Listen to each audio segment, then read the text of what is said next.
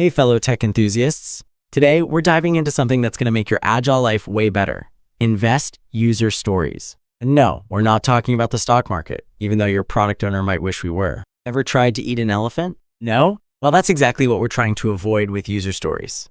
Let me show you the invest principle. It's your secret weapon for creating stories that won't give your development team indigestion. First up, we have I for independent stories. Think of these as your Netflix shows. They need to stand alone and make sense without watching 10 other series first. No one likes those previously on segments anyway. Next is N for negotiable details. Your stories should be as flexible as a yoga instructor. Why? Because requirements change faster than my coffee gets cold in morning stand-ups. V stands for valuable outcomes. Each story needs to deliver actual value to users. It's like ordering a pizza. Nobody wants just the box, right? They want that cheesy goodness inside. E is for estimable work. Your team needs to be able to size these stories.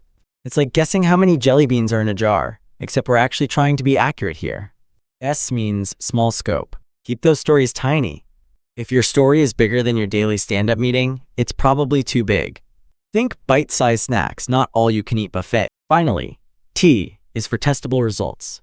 If you can't test it, you can't trust it. It's like trying to bake a cake without tasting it. How will you know if it's any good?